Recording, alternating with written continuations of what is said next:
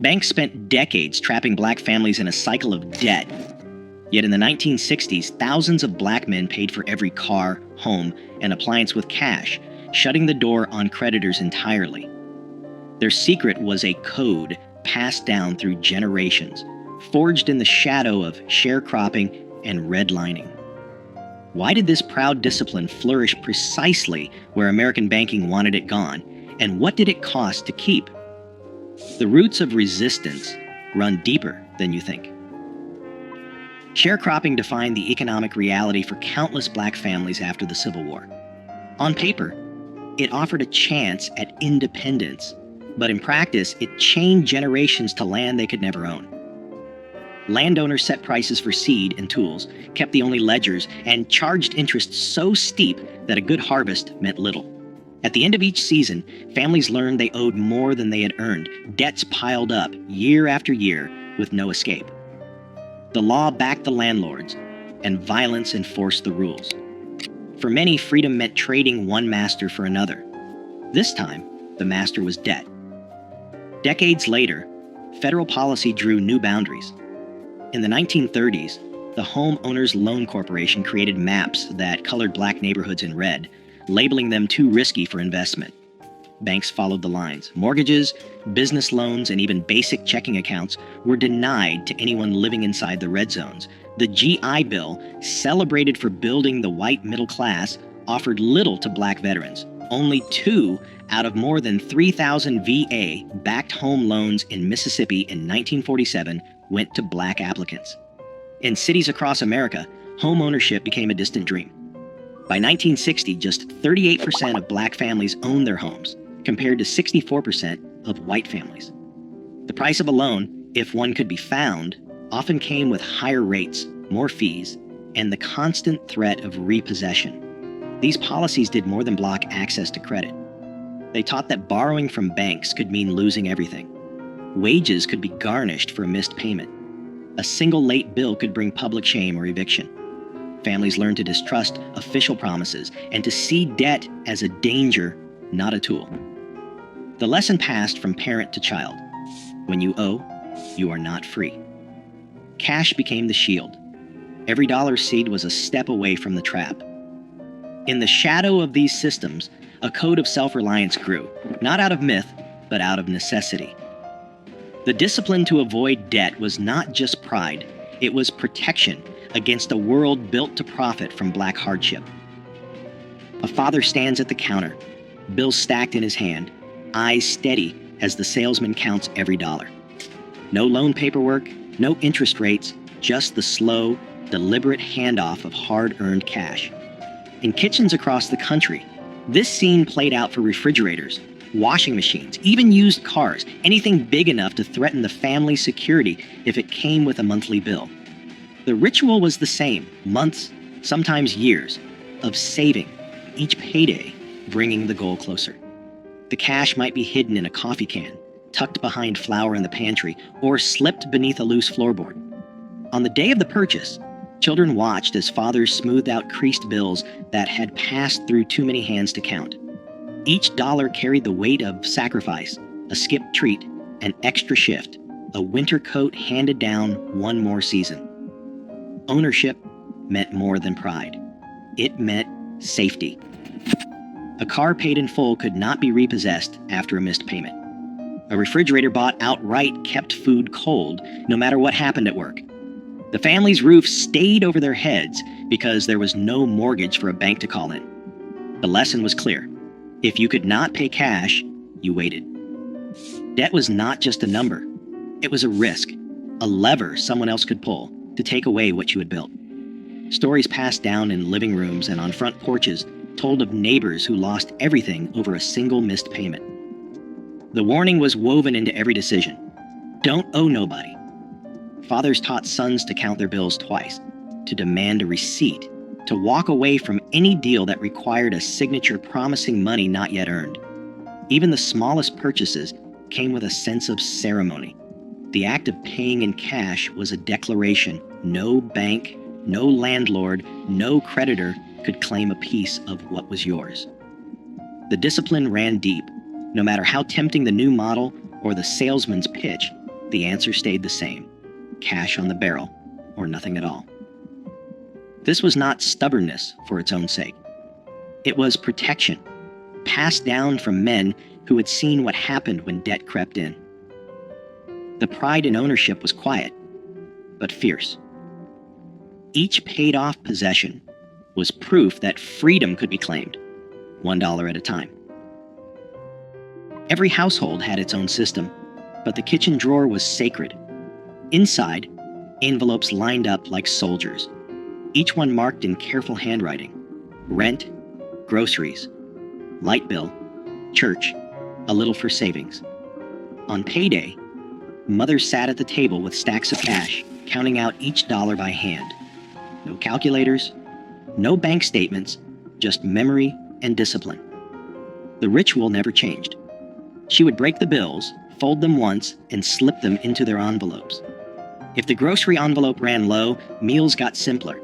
If the rent envelope was full, a sigh of relief might escape, but never a celebration. Money for treats or new shoes waited until every envelope had what it needed. Children learned early not to touch those envelopes. The lesson was clear: each dollar had a job, and every job had to get done before anyone could think about extras.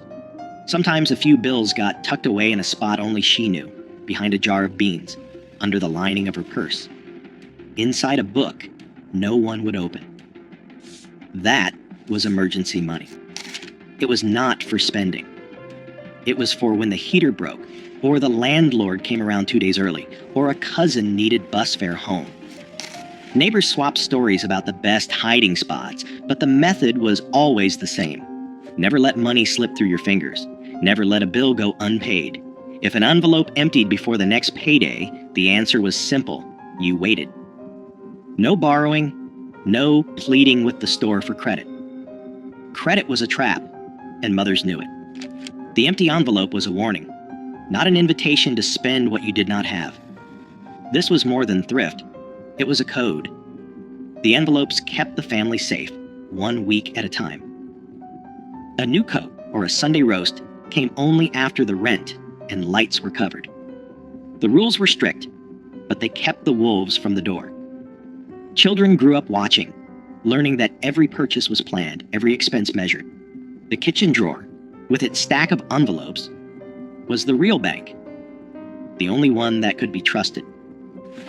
The layaway counter at the local department store was a familiar stop for families who refused to risk what little they had on credit.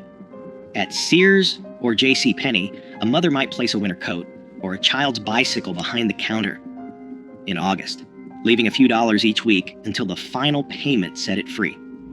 There was no interest, no paperwork, and no fear of a missed payment turning into a crisis. Clerks recognized regulars by name, sometimes calling out when a new shipment arrived or a sale was coming up. Each payment was recorded in a logbook, a quiet tally of patience and discipline. The item stayed locked away untouched until every dollar was paid. Then, and only then, did it belong to the family. Around the holidays, banks and savings clubs ran ads for Christmas clubs, inviting customers to deposit a little each week. By December, the bank handed back the total in cash, ready for gifts or a special meal. There was no temptation to borrow or run up a tab. The Christmas Club passbook, stamped with each deposit, became a small badge of pride.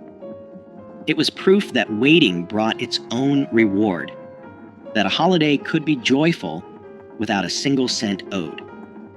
For families who remembered the shame and danger of borrowing from landlords or store owners, these systems offered something rare: control. Layaway and savings clubs worked because they fit the rhythm of working life, the steady grind of paydays, the slow build toward a goal. There was comfort in knowing that the new dress or the toy train would come home only when it was truly paid for. Children learned the lesson early. Good things were worth waiting for, and nothing was more satisfying than carrying home a package that belonged to you outright. Even as department stores began to push credit cards and instant approval, many families held on to these habits. The layaway counter stayed busy through the 1960s, a quiet rebellion against the lure of easy debt. In the end, every purchase was a small victory, earned, not owed. In back rooms and kitchens across black neighborhoods, the susu was as steady as the ticking of a clock. 10 neighbors, each with a folded bill, gathered around a table. No paperwork, just trust. Every week, each person contributed the same amount, and one member took home the pot. The next week, it was someone else's turn. The cycle continued until every hand had received a share. If a payment was missed, word traveled fast. The consequences weren't legal, but personal. A lost place in the circle, a loss of respect. In cities like Detroit and New York, these rotating savings clubs, rooted in West African tradition, helped families buy appliances, cover hospital bills, or send a child to college, all without a bank's permission. Barter wove another safety net. A mechanic traded a brake job for a basket of tomatoes. A seamstress hemmed pants for a sack of potatoes. Skills moved through the neighborhood as quietly as cash, and every exchange kept money close. Repairs stretched the life of radios, shoes, and washing machines. Nothing was wasted. A broken toaster found its way to the neighbor with a soldering iron and a knack for coaxing life from tired wires. Oral histories recall how these trades built a web of support, sidestepping the need for credit and keeping families afloat. Churches anchored these networks. Sunday offerings funded more than sermons. They paid for groceries, rent, or a few dollars slipped into a father's hand after service. The help came quietly, with the understanding that one day the favor would be returned. Sermons warned that debt was a shackle, not just a number. The church's aid was both spiritual and practical, reinforcing the lesson that freedom meant living within your means. Insurance agents from North Carolina Mutual and Atlanta Life walked door to door collecting dimes and debit books. These small premiums bought peace of mind, a dignified funeral, a cushion for hard times. The agent knew every family by name. Miss a payment, and the agent returned, not with threats, but with concern. Accountability ran both ways. Each system, susu, barter, church, insurance, rested on a single rule: take care of your own. Pride in these arrangements ran deep, proof that even when banks shut their doors, black families could build wealth, protect each other, and remain free from debt. Credit offers began arriving in mailboxes, thick envelopes promising instant approval, and a line of credit with no questions asked. The language was slick: buy now, pay later, no money down, just sign and take it home. Department stores and national banks, locked out of black neighborhoods for decades, now saw a new market. They sent out applications by the thousands, sometimes addressed to resident or occupant, hoping to catch anyone willing to bite. The numbers looked tempting: a bank AmeriCard with a $500 limit, a Sears card for new appliances, a department store line for back-to-school clothes. But the fine print told a different story. Interest rates hovered at 18%, sometimes higher. Annual fees chipped away at any savings. Miss a payment, and penalties stacked up fast. Late fees, higher rates, even threats of wage garnishment. Newspaper ads and radio jingles painted credit as a ticket to the American dream. In reality, the terms were designed to keep balances growing. A $200 refrigerator bought on credit could cost $350 by the time it was paid off. Department stores trained clerks to pitch store cards at the register, offering discounts on the first purchase but locking families into revolving debt. Some banks used out-of-state charters to sidestep local usury laws, importing higher Nebraska or South Dakota rates into cities like Detroit and Chicago. Letters arrived every week, each one promising a better life, each one a trap disguised as opportunity. The pressure was relentless. For families who had learned to save every dollar, the flood of offers felt like an attack on their discipline. The old code, wait, save, own, met a new world where patience was out of style and debt was sold as freedom. The first cracks appeared when neighbors started showing off new furniture or cars bought on credit, the price hidden behind a monthly bill. Banks called it progress. For many, it was the beginning of a new kind of risk. The old rules began to slip away in the late 1960s. Factories that once offered steady paychecks shuttered their doors, leaving entire neighborhoods without work. In Detroit, Chicago, Newark, and Watts, unrest swept through the streets. Businesses boarded up windows or left town altogether, taking jobs and stability with them. The corner stores that once offered layaway stopped offering the service, shifting to cash or credit-only policies as insurance costs soared and profit margins shrank. Families who had always relied on cash found their budgets stretched thin by rising prices and shrinking incomes. Savings, hidden in coffee cans and envelopes, vanished quickly when paychecks stopped coming. The Susu circles, once tight and reliable, struggled as members lost jobs or moved away. Even the church, a last line of defense, faced dwindling offerings as more families needed help than could give. The safety nets that had protected generations began to fray. Some men took on odd jobs or hustled for cash, but the steady grind that had made saving possible was gone. The discipline that had kept debt at bay became harder to sustain when every dollar was needed just to get by. Temptation grew as neighbors, desperate to replace what was lost, began to accept the credit cards and easy loans that filled mailboxes. The old warnings, never owe, never sign, faded under the weight of layoffs and closed factories. What had once been a badge of pride, living debt-free, felt less like a choice and more like a memory. The habits of patience and self-restraint, passed down for decades, were tested by forces no envelope system could hold back. In the space left by lost jobs and broken trust, debt began to creep in, quiet at first, then all at once. Today, consumer debt in Black communities stands at record highs, while payday lenders crowd out old systems of mutual aid.